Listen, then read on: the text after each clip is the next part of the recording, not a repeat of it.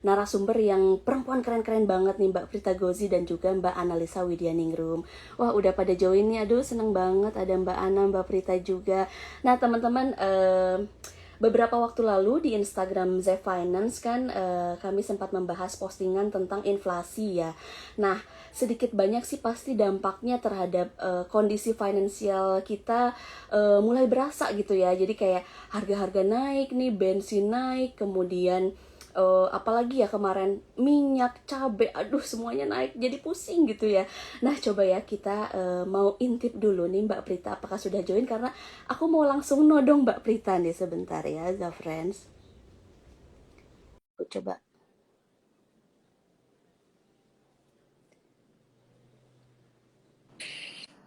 Assalamualaikum Mbak Prita. Waalaikumsalam. Mbak Prita, aku mau menodong pertanyaan, tapi sebelumnya aku mau mengucapkan terima kasih sudah join malam hari ini. Suara aku cukup jelas ya, Mbak? Jelas banget. Hai Ya, Zafran juga. Semoga suara kami berdua cukup jelas dan semuanya juga saat ini lagi tanggal tua apa tanggal muda ya Mel ya? Aku nggak tahu deh. kalau followers The Finance ini tanggal muda selalu, Mbak. Oh, malu. Iya, Mbak Prita pasti udah denger nih kan jeritan hati Zafrans nih Mbak belakangan ini dan jeritan hati netizen lainnya karena gimana sih Mbak inflasi nih terus semuanya pada naik, pada mahal. Aku makin pusing ngatur keuangan katanya Mbak harus gimana sih Mbak? Coba tolong dibocorin dan mohon maaf ini langsung ditodong ya. Apa Monggo Mbak. kalau yang namanya urusan keuangan itu nggak usah pakai basa-basi Mel. Jadi betul banget Bener. bahwa kita ini berhidup di dunia di mana kita mesti menyadari ada yang namanya sistem ekonomi. Nah, sistem ekonomi itu juga di dalamnya itu ada berbagai rupa, termasuk salah satunya adalah demand dan supply.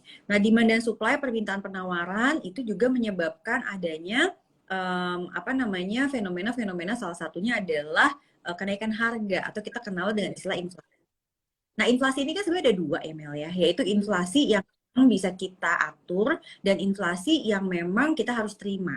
Nah, kenaikan listrik, bensin, terus mungkin harga-harga bahan pokok, itu adalah kenaikan yang tidak bisa kita atur.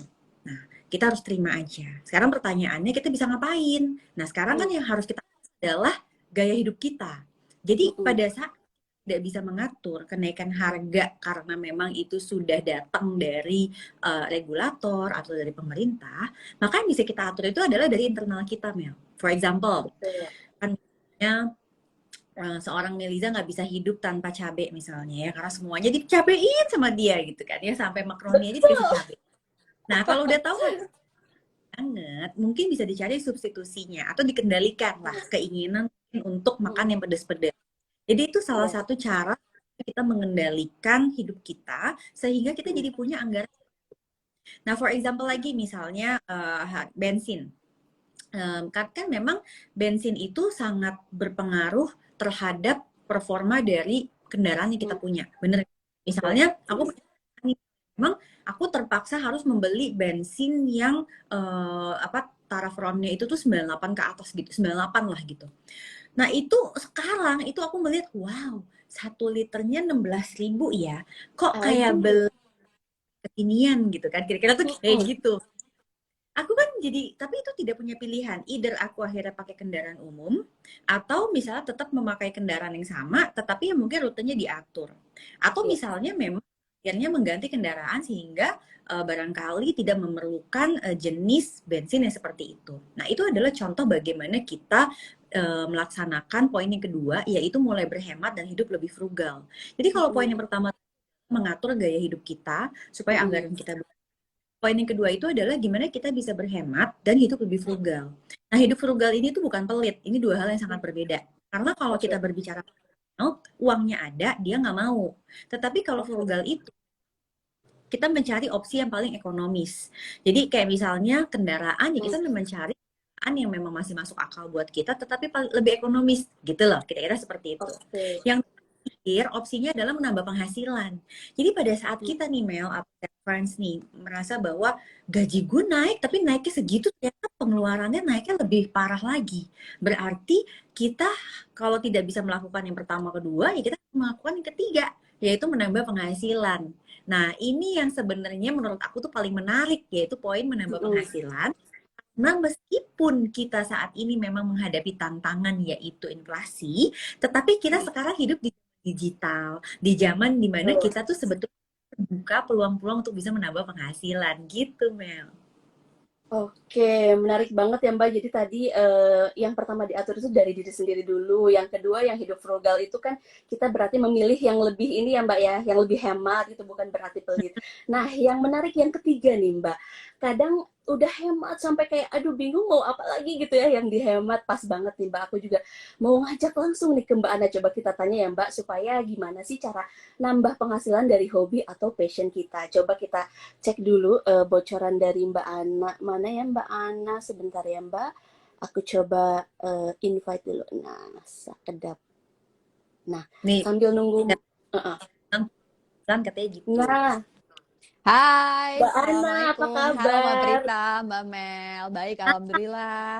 Sehat. Suara aku jelas nggak Waalaikumsalam. nih? Jelas Mbak. Jelas ya Sejelas masa suara. depan keuangan Zafrans nih. Amin. Amin.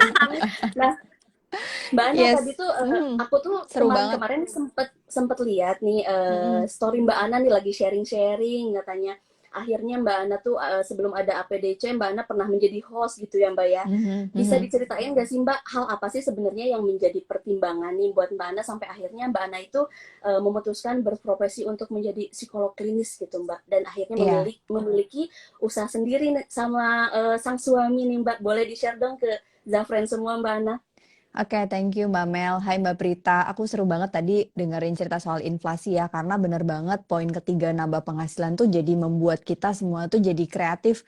Gimana caranya jadi cuan gitu kan. Nah, kalau kita bahas soal gimana sih awal dulu aku ngerjain profesiku sebagai psikolog, dulu sebenarnya jadi host TV, penyiar radio tuh waktu kuliah, waktu zaman sekolah nih, Mbak Oke. Meliza. Jadi aku tuh percaya kalau kita mengerjakan sesuatu yang benar-benar kita sukai, itu kayak semacam punya bahan bakar yang membuat kita tuh kayak sulit untuk berhenti. Jadi apapun tantangannya tuh kayak ada muncul kreativitas aja. Misalnya contoh nih ya, kalau emang passionnya dari dulu, kebetulan passion aku tuh ngajar, public speaking, sharing. Jadi memang udah arahnya kan jelas nih ya, kayak aku siaran radio, terus kemudian siaran TV. Sebenarnya waktu ngerjain itu nggak ada pikiran untuk berprofesi sebagai apa tuh belum jelas. Cuma aku suka aja enjoy Oke. ngerjainnya. Nah ternyata berjalannya waktu kuliah SMA menuju kuliah, aku suka banget baca buku psikologi gitu kan. Nah waktu baca buku Oke. psikologi, mutusin buat jadi psikolog. Nah, sambil jadi mahasiswa psikologi, sambil siaran, tapi sebenarnya emang udah tahu pengen jadi psikolog, nggak pengen jadi penyiar TV, nggak pengen jadi penyiar radio. Cuma skill yang aku dapetin waktu siaran itu bisa nambah keahlian aku untuk jadi psikolog supaya aku public speakingku lancar, komunikasiku Hmm. jadi bagus gitu kan. Bener, ternyata akhirnya waktu aku jadi psikolog, terus bikin APDC itu sebenarnya sendiri awalnya tuh Mbak Mel. Suami itu baru belakangan ini ngebantuin karena aku udah mulai kayak, oh makin banyak yang dikerjain tadi tuh Iya, kata Mbak iya. Prita kan penambah penghasilan tuh penting gitu kan. Akhirnya semakin banyak ketemu peluang-peluang apalagi di era digital yang bikin aku tuh bisa ngerjain banyak hal. Nah, makanya aku butuh support dari Mas Aji buat join ngembangin APDC Indonesia ini. Tapi so far sebenarnya gimana sih teman-teman Zap Friends ini aku pengen mungkin tadi yang Mbak Prita sampaikan menambah penghasilan itu dimulai dari apa yang kita suka. Itu sih mungkin yang aku jalani Mbak Prita, Mbak Mel. Oke, seru banget ya Mbak Ana Mhm. bisa nemu passion, akhirnya membawa penghasilan yang luar biasa ya Mbak sekarang, dan menghasilkan juga nih dari profesi Mbak Ana sekarang sama suami. Terus Mbak Prita sebenarnya aku mau nanya ke Mbak Prita ya, Mhm. seberapa penting sih Mbak mencari pekerjaan yang sesuai sama passion kita ya? Apakah lebih baik bekerja sesuai passion atau bekerja dengan gaji besar atau yang penting ada aja deh gitu Mbak? Gimana tuh Mbak Prita? Kan orang kan berada dalam tahapan hidup yang berbeda-beda, bener nggak? Hmm. Gitu kan? Benar. Kayak Hmm. kita, terus Analisa, Meliza, semua punya tahapan hidup yang berbeda-beda. Dan di setiap Ya. tahapan hidup, tantangannya tuh pasti ada gitu loh. Nah, Mhm. tantangan kan memang pasti ada dari segi mental pasti ada, terus dari Yes. segi kesehatan juga ada, dan dari segi finansial tuh juga ada. Nah, Mhm. sekarang ini adalah tantangan finansial yang kita lagi hadapin tuh apa? Kan kita-kita kan kayak gitu, bener nggak? Yap. saat misalnya kita tantangan finansialnya tuh kategorinya adalah rendah, mungkin kita hanya menyokong hidup kita sendiri. Ibaratnya, Mhm. lah kalau hari ini makannya nasi sama telur aja ya nggak apa-apa gitu kan. Kita nggak menyokong hidup orang dan lain-lain. Berarti mencari passion dengan mungkin gaji yang minim itu masih memungkinkan untuk dia lakukan. Bener nggak? Aku Karena setuju. nggak ada sama sekali orang lain atau misalnya koneksi-koneksi keluar yang memang membutuhkan kita untuk berpenghasilan lebih besar. So, Mhm. you can actually gali passionnya segala macam tuh bisa banget. Ya. Tapi pada saat dia mencapai pada tahap hidup tertentu, di mana mungkin memang tantangan finansialnya juga lebih tinggi. Nah ini macam-macam nih penyebabnya. Bisa karena faktornya memang internal dia sendiri. Mungkin dia punya keinginan yang luar biasa. Misalnya, wah melihat, dia bisa beli mobil yang 2 pintu yang naik ke atas, saya juga mau gitu kan ya. Berarti muncul keinginannya dari dirinya dia tuh, benar nggak? Iya, Atau benar-benar. memang faktornya eksternal, yaitu misalnya ya dia harus menyokong orang tua, atau misalnya dia juga sudah punya anak, atau Mhm. dia sendiri misalnya anak-anaknya udah mulai masuk sekolah. Dulunya misalnya masih nggak bisa nih, nggak sekolah nih, cuma playgroup TK, Mhm. tapi udah masuk SD ya harus sekolah kan gitu. Jadi Ya, pada tantangan finansial sepertinya ngebalance antara passion dengan uang itu jadi penting banget, karena ya. nggak bisa dipakai cuan jadi penting dalam hidupnya dia pada tahapan itu. Sehingga yang kita harus lakukan adalah menemukan tantangan finansial kita apa, kita cocokkan dengan apa pekerjaan yang bisa membawa penghasilan yang bisa menjawab tantangan tersebut. Tapi tentu saja yang namanya kerja, kalau nggak ada rasa suka, minat, Mhm. passionate di situ, pasti juga akan jadi marah-marah dan mutung mulu, bener nggak sih Mbak Ana? Iya Yes, kan? benar banget. Aku tuh selalu lihat Mbak Ana itu ya, misal Hmm. begajulan banget dari Jogja, atau tiba-tiba di sini segala macam.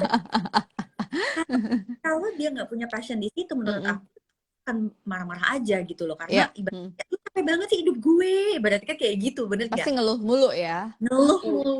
Mm-mm. Tapi pada saat suka, keluhan itu juga akhirnya menjadi ya udahlah, memang ini yang harus saya jalanin gitu. Jadi kalau Betul. melihatnya, karena aku sebagai financial consultant, of course kita mengutamakan gimana menjawab tantangan finansial, Ya, ya enggak. benar. Tapi masalah itu menurut aku akan sangat membantu kita untuk bisa bekerja Mhm. lebih apa ya, lebih senang, terus kita lebih legowo, lebih ini, supaya akhirnya kita tuh juga tepat sasaran gitu. Oh, kita ngerjain segini, kita dapetnya segini, dan itu semuanya jadi tepat gitu pada saat memang kita passionate dengan pekerjaan yang kita lakukan. Bener gak sih Mbak Ana? Aku setuju banget tuh Mbak Prita, Mbak Mel. Tapi sebenarnya ini yang suka jadi salah kaprah tuh orang jadi melulu ngejar passion. Tadi aku sempat buka obrolan kan di IG story gitu tentang passion, cuan, dan lain sebagainya. Ada yang bilang gini, aku tuh udah passion banget. Tapi waktu ngerjain kerjaannya aku tiba-tiba ngerasa hilang feeling gitu. Ini harus gimana? Nah kalau aku nih Mbak Prita, Mbak Mel, sama kayak finansial, secara mental kita juga punya tahapan hidup yang berbeda tentang passion ini. Jadi misalnya kayak aku flashback ya, dulu waktu aku kuliah sama kayak Mbak Berta sampaikan tadi, aku belum punya beban secara finansial. Artinya aku hidup untuk ya uang saku sendiri. Makanya pada saat itu aku sudah mulai merintis mengejar passion daripada cuan. Jadi waktu itu ingat banget dibayar dengan di bawah UMR gitu ya. Aku lulus S1 waktu itu, tapi aku ngejar itu sebagai passionku. Ngajar gitu kan, cari pengalaman gitu. Belum ngejar cuan. Terus apa yang aku kejar ternyata selain passion yang membuat kita itu hidup, selain cuan adalah pengakuan dunia itu membutuhkan kita apa dan keahlian. Jadi kalau kita kerja cuma passion sama cuan, terus kita ngerasa stuck, bisa jadi kita belum dapat yang namanya pengakuan tadi dan kita tuh belum punya keahlian yang matang di situ. Sehingga kita bertanya, kok gue kerja udah passion tapi kok sekarang hilang ya padahal gaji udah gede. Oh ternyata belum dapat pengakuan ini tadi, belum dapat skill yang memang membuat kita tuh diakui gitu.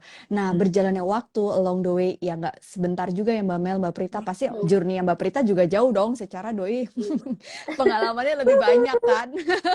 Iya nggak sih Mbak Prita? Ini yang menurut aku tuh nggak bisa instan gitu. Aku pun sekarang pada tahap yang lagi mau melakukan investment yang menurut aku ini mungkin Mbak Prita udah lakukan dulu di beberapa waktu yang lalu di usia beliau gitu kan di proses profesinya. Nah ini kayak sesuatu sesuatu yang masing-masing teman-teman punya waktunya. Jadi kalau sekarang belum ada passion, mungkin ngejar cuan dulu nggak apa-apa. Misalnya sekarang ngejar cuan, ngejar passion dulu, belum dapat cuan juga nggak apa-apa. Nah, mana yang prioritas nih teman-teman? Nah, sambil berjalannya waktu, jangan pernah lupa kita juga terus ningkatin keahlian. Karena begitu kita mastery terhadap sesuatu yang bisa kita kuasai, apalagi di era digital yang sekarang serba cepat ya Mbak ya, kita tuh kayak ketemu sama opportunity-opportunity baru yang akan membuat kita ketemu nih cuan dan passion menjadi satu. Lama-lama ketika kita bisa, kita ngejalanin, dunia mengakui. Udah deh, enak banget tuh kita dapat ikigai kita, katanya begitu. Oke. Berarti kalau misalkan Mbak Ana tadi secara Mm-mm. singkat mungkin ya, Mm-mm. gimana sih cara membangun mindset biar Mm-mm. mencapai financial independence dari sisi psikolog gitu, Mbak Ana? Oke, penting banget sih aku belajar dari Mbak Prita sama Zep Hmm. Finance juga ya, untuk kita punya tujuan dan perencanaan. Hmm. Karena se-passion-passionnya kita kadang tuh suka halu gitu. Kita ngerasa kayaknya, aduh, ini kerjaan bakalan lancar terus kok, terus kayak duit gue Oh, banyak kok gitu. Jujur, aku pernah ada di poin itu Mbak Prita, Mbak Mel gitu. Kayak ngerasa iya iya kayaknya iya aku tuh pengen beli ini, pengen beli itu gitu iya kan. iya. Tapi ternyata begitu kita membuat perencanaan dalam hidup kita, which is itu setiap orang beda-beda. Ada yang mungkin tahun ini aku mau 5 tahun ini aku mau fokus KPR dulu nih. Nanti 5 tahun berikutnya aku mau cicil mobil nih, atau aku udah punya semuanya, aku pengen liburan. Nah, itu kan masing-masing punya tujuan ya. Itu penting banget. Kenapa? Karena itu selain passion juga kita jadi kayak punya bahan bakar. Misalnya Hmm. kayak aku nih, se-passion-passionnya juga ada yang Mbak Prita ngeluh kayak, buset dah baru naruh koper gitu kan, udah terbang Udah pergi lagi gitu lagi. kan. Tapi begitu ingat sama tujuan yang mau dicapai Hmm. gitu kan, itu tuh kayak semacam ada yang ngegas lagi gitu, kayak oke, nah nggak apa-apa. Bersyukur loh kamu tuh enjoy, Hmm. kamu suka, jadi kayak ada semacam positive mindset yang kita tubuhkan. Makanya Oke. mindset yang dimiliki itu perlu diiringi dengan tujuan tadi, dan juga Hmm. breakdownnya ya perencanaan, termasuk pengelolaan Hmm. keuangan. Kayak Mbak Prita sama Zep Finance sering share, dibagi Hmm. pos anggarannya sesuai tujuan. Itu penting banget. Yang kedua, mindset yang perlu dipunya adalah terus mau belajar dan bersabar. Kayaknya itu ya Mbak Prita ya. Karena Yap, yap. belajarnya itu adalah ya itu tadi, aduh mungkin aku sekarang masih jadi ada yang bilang aku budak korporat nih Mbak, nggak ada passion. Ya nggak apa-apa, tapi kan dapat cuan gitu kan. Di luar Iya. sana ada loh yang Oke. nggak dapat dua-duanya gitu. Dan terus tingkatin Hmm. skill, apalagi di era digital sekarang, setiap ada kesempatan kalau memang kita bisa dan bisa membagi waktu itu, ambil aja, nggak usah takut kita nggak dapat duit dulu atau kita belum sukses dulu, tapi dicoba terus. Itu sih yang aku jalanin selama belakangan hidup ini, yang alhamdulillah happy banget ngerjain sekarang yang aku kerjain sekarang, Mbak Mel, Mbak Prita. Mm-mm. Alhamdulillah, semoga energinya menular ya Mbak Ana sama tips-tips tadi dari Mbak Amin. Ana yang menjadikan passion itu sebagai bahan bakar. Jadi kita tetap full bed Yes. terus nih, walaupun udah low, ntar inget passion, inget tujuan, full lagi. Nah Mbak Prita nih, ngomongin soal Mhm. bensin loh, bensin. Apa aja sih Mbak sebenarnya yang harus kita lakukan untuk mencapai financial independence dari sisi financial expert nih Mbak? Nah, itu kan tadi Mbak Ana sebenarnya Hmm. udah tahu nih ke kita ya, dari kenapa sih kita penting banget punya passion untuk bisa Hmm. mencapai Mhm. passion itu yang membuat kita jadi apa sih istilahnya, ya mau menangkal lah gitu. Kita memang suka minat tentang itu, dan dengan kita punya goals itu membuat kita tuh jadi tahu oh target kita kemana, target kita saat ini apa, Ya. dan kita lebih terarah gitu kan. Nah, dari segi finansial target itu harus dituangkan dalam bentuk angka, Mel, sehingga Oke. nih angka yang mau dikejar tuh berapa. Jadi nggak apa-apa banget sebenarnya punya angka, tetapi bukan menjadikan angka itu jadi sumber ketakutan kita. Hmm. Angka Mhm. ada sebagai target untuk ukuran. Kenapa perlu ada ukuran? Supaya kita juga bisa tahu kita masih perlu nggak sih ngegas segede gitu, ibaratnya tuh Iya, gitu. iya. Ya, Benar-benar. momen-momen dimana mungkin kita perlu untuk lebih mundur. Kita juga Mhm. misalnya mengalami musibah, sakit, ada keluarga sakit harus nemenin. Kita Mhm. tuh tidak merasa ketakutan bahwa kita kayak bakal miskin gitu loh, Mel. Kenapa? Mhm. Karena udah jelas angka yang kita kejar berapa. Jadi Ya. pada mesti harus menarik diri sedikit gitu ya. Kemudian mungkin penghasilannya sedikit berkurang, kita tidak khawatir karena Mhm. di finansial kita tahu angka yang kita kejar. Nah, kalau Mhm. berbicara independence, angka yang dikejar itu adalah angka gimana. Sebenarnya financial independence itu kan 3 ya parameternya. Yang pertama Mhm. tidak menjadikan orang tua kita dana darurat. Meaning kalau kita punya kondisi yang musibah atau apa, kita tuh punya amunisi sendiri nih untuk bisa menolong diri kita sendiri. Yang kedua, tidak menjadikan anak keturunan kita dana pensiun kita. Artinya, kalau sekarang kita lagi masa produktif, kita mesti ingat suatu hari nanti tuh memang manusia itu pasti ada masanya tidak produktif.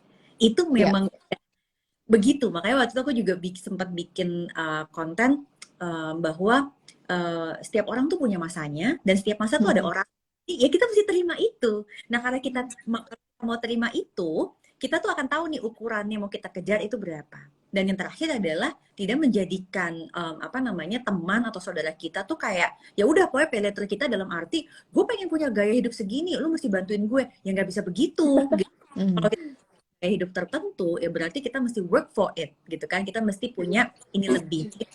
Kenapa passion jadi penting? Pada saat kita kepingin punya gaya hidup tertentu, yang mungkin kita memang keinginan, which is itu wajar menurut aku. Misalnya ada orang yang kayak aku misalnya ya, aku punya keinginan anak-anak aku itu bisa sekolah sampai S2. Kenapa? Karena aku sendiri juga S2 gitu. Orang tua aku mau bersiap. Of course, aku dan suami aku pengen banget gitu loh anak-anakku itu. Masalah mereka nanti beneran jalanin apa enggak, menurut aku tuh takdir mereka. Tapi aku sebagai orang tua, tugas aku adalah menyiapkan. Nah, itu adalah keinginan aku. Of course, karena punya keinginan itu, that's why di masa produktif kami ini, we are very passionate untuk kerja. Ibaratnya tuh nggak males gitu loh. Setiap pengen males, ingat itu. Ingat pakai toga ya, Mbak? Bener. Kata pakai toga. Dan kan nyiapin ya. Nah, itu yang aku tuh sadar, oke, karena setiap orang itu ada masanya, maka aku tuh punya target. Bahwa pada saat anakku yang pertama mau masuk SMA, misalnya, aku udah nih dana pendidikan untuk mereka. Karena pada saat aku kelar dana pendidikan mereka, dan aku terusan next bisa fokus untuk hidup aku sendiri, yaitu si dana pensiun untuk financial independence. Jadi itu yang tadi Mbak Ana bilang, kenapa penting secara psikologis tuh juga mesti punya mindset supaya kita gitu, oh momen ini yang lagi kita kejar tuh apa, yang lagi kita kejar tuh apa, biarin aja orang lain kejar apa, tapi kita tahu kita kejar. Nah, itu menurut aku yang penting banget kita miliki dari sisi finansial. Aku ulang ya, satu, mesti punya ukuran. Kedua, mesti menyadari kapan ukuran itu mau tercapai. Dan yang terakhir, kita tuh punya, masing-masing dari kita punya misi. Apa sih yang mau kita kejar untuk momen yang ini, gitu. Oke, Yes, setuju banget. Aku quotes ya Mbak, setiap masa ada orangnya, setiap orang ada masanya. Nah, Zafriends, ini nih ngomongin soal masa, ini masanya kamu buat ikutan nih kelas kita Make It Happen, karena penting banget, jadi kita bisa ngomongin nanti soal passion, baik dalam hal pekerjaan dan juga financial independence ya Mbak Prita dan Mbak Ana, yang pastinya narasumbernya ada Mbak Prita dan Mbak Ana juga, jadi kamu wajib banget ikutan, dan jangan lupa daftarnya tinggal klik link yang ada di bio, karena kita ada 3 kelas nih Mbak Ana dan Mbak Prita. Aku mau sharing dulu ya Mbak soal kelasnya ini. Nah, aku mau ngasih tahu ke Zafriends bahwa kelas yang pertama itu ada mohon maaf, ada kelas From Passion to Reach Your Financial Goals bersama Mbak Ana Lisa, tanggal 29 Juli ya Mbak Ana. Jangan lupa nih teman-teman daftar sekarang. Udah Dan daftar belum nih? ada kelas Financial Hacks for Buying a House, ini sama Pak Arif Budiman, buat teman-teman yang mau beli rumah wajib ikutan kelas ini juga. Dan yang terakhir ada kelas Financial Independence Before 50 bersama Mbak Prita Gozi. Udah lengkap semua tuh, dari nyari passionnya kayak gimana sih, terus nanti bisa tips nyari rumah juga ada, dan terakhir bisa pensiun dengan happy nih sama Mbak Prita Gozi di tanggal 12 Agustus 2022. Nah, buat harganya nih masih harga early bird nih Mbak Prita dan Mbak Ana. Hanya 250.000 dan 3 kelas ini. Wah, pokoknya ilmu banget, daging banget, teman-teman wajib banget ikutan, karena kapan lagi nih bakalan ada kelas ini gitu. Jadi langsung aja ya klik link yang ada di bio, atau bisa langsung ke website www.zafinance.co.id. Silahkan daftar sekarang. Nah, Mbak Ana dan Mbak Prita, ini sudah ada pertanyaan yang mengantri nih. Coba ya aku intip-intip dulu. Aduh, waktu kita sedikit lagi, sebentar ya. Oh, ini ada dari Mbak Intan kayaknya, untuk Mbak Ana. kenapa masih ragu dengan pekerjaan kita ya Mbak? Katanya kok gitu-gitu aja gitu katanya Mbak. Ini Gimana sebenarnya tuh? nyambung sama Hmm, quotes yang tadi Mbak Prita sempat sampaikan juga gitu hmm, bahwa setiap masa ada orangnya dan setiap orang ada masanya. Nah, mungkin yang perlu ditilik lagi Mbak Intan, boleh coba digali satu kenapa ragu? Apakah kita hmm, belum suka sama kerjaan itu? Tadi passion. Karena passion itu adalah ketika kita suka dan kita bisa. Nah, kenapa ya belum ketemu? Jangan-jangan hmm, kita belum suka atau kita belum bisa. Dicari dulu nih. Kalau belum bisa artinya apa? Harus belajar naikin skillnya yang belum bisa itu apa gitu. Dan mungkin proses belajar bekerja itu adalah prosesnya belajar itu yang kita kadang-kadang harus sabar nunggu masanya. Terus yang kedua, tadi dilihat kalau belum ketemu pekerjaan ini ragu, bisa jadi ini adalah journey gitu. Perjalanan, karena mungkin bisa jadi pekerjaan kita sekarang itu adalah modal kita untuk mendapatkan pekerjaan yang kita inginkan. Kan ada masanya tuh tiap orang gitu kan. Aku percaya bahwa apapun pekerjaannya kalau kita dengan sepenuh hati, terus kemudian kita benar-benar naikin skill kita, itu tuh kita yang akan dicari sama kerjaan itu. Bukan kita yang sulit cari kerjaan yang kita pengenin. Jadi jadilah mutiara di pekerjaan kamu supaya mutiara itu akan selalu jadi mutiara, dibuka di selimut pun dia tetap jadi mutiara. Jadi keraguan itu ditanyakan dan dijawab langsung sama proses kamu belajar dan mencintai pekerjaan itu. Begitu sih kalau jawaban dari aku. Dan Aduh, ketemu luar biasa ketemu banget. di kelas finance ya. Yes. Ini bakalan seru Mbak kita Intan bahas ini. wajib nih. Mbak Intan wajib ikutan Ya, kelasnya ya Mbak Intan. Oke, Mbak Ana terima kasih jawabannya. Sama-sama. Ini ada dari Mbak Evra ya untuk Mbak Prita.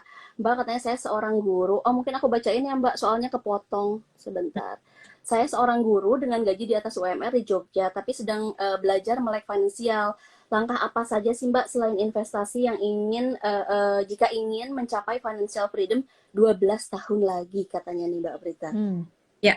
Nomor satu harus tentuin dulu financial independence untuk dia angkanya berapa. Karena angkanya Meliza, Prita, dan Ana tuh pasti beda. Hmm, Jadi ya. untuk referensi ini angkanya berapa dan you need to decide. 12 tahun lagi jadi berapa? Karena angka ini pasti ada inflasi. Kan kita aja sekarang lagi ngalamin nih inflasi. Bener. Banget, Jadi Mbak. Bener-bener. sadar bahwa ya inflasi can happen anytime. Dan Ya. apa namanya, bukan tugas kita untuk mengendalikan inflasi, itu tugasnya pemerintah. Jadi Mhm. pemerintah, kita harus percaya dengan pemerintahan. Nah, tugas kita adalah mengendalikan keuangan kita supaya bisa selalu mengikuti inflasi. Oke. Yang kedua, itu penting banget untuk kita memang membuat financial independence itu menjadi tujuan yang memang kita prioritaskan. Kenapa aku Hmm. bilang? Karena pada saat kita sedang posisinya baik atau misalnya penghasilan kita bagus, terkadang apa yang ada di sekeliling kita mendistract kita untuk keluar dari jalur financial independence yang lagi kita bangun. Contoh, Hmm. ya misalnya naik kendaraan apa gitu ya. Terus, ih, asik banget ya, lagi sekarang juga udah mampu kok gitu. Tapi sebenarnya karena dia memilih kendaraan itu misalnya, dia jadi makin jauh nih ke financial independence yang dia inginkan. Padahal mungkin tadinya dia mencapai itu mungkin di usia berapa, karena dia belok dulu, jadi lebih lama lah gitu. Jadi kayak ibaratnya tuh banyak banget rest areanya lah gitu, karena ke distance gitu kan. Nah, so you need to ensure prioritasnya harus diutamakan. Dan yang terakhir baru pakai ilmu-ilmu investasi. Nah, tentu aja itu belajar. Nah, ini yang menarik tuh dengan tadi apa namanya, setiap orang itu ada masanya, setiap masa ada orang yang sama, setiap masa itu produk investasi yang memang mungkin baru muncul, menarik dan sebagainya. Nah, itu ilmunya memang harus belajar terus. Itu aja sih, tiga itu mudah-mudahan bisa membantu. Oke, terima kasih banyak Mbak Ana dan Mbak Prita atas waktunya. Mbak Eva juga tadi sudah jelas ya sama Mbak Prita jawabannya. Aku juga mau ngingetin lagi teman-teman jangan lupa daftar sekarang karena nanti kita akan mendapatkan rekamannya juga nih selama 3 hari yang bisa diakses. Jadi kalau misalkan di waktu-waktu tersebut Zafran sudah bisa ikutan, tenang aja, masih bisa didengerin ya atau dilihat, ditonton lagi gitu. Baik Mbak Ana dan Mbak Prita, terima kasih banyak atas waktunya malam hari ini. Mudah-mudahan Sama-sama. sehat selalu ya Mbak Ana dan Mbak Prita. Sampai jumpa di kelas ya Mbak. Terima kasih banyak. Thank you, Mbak Mel. Thank you, Mbak Prita. Thank See you you. Mbak. Bye-bye. Thank you Bye-bye. Aku Zafren. live ya. Thank you, Iya. Zefren.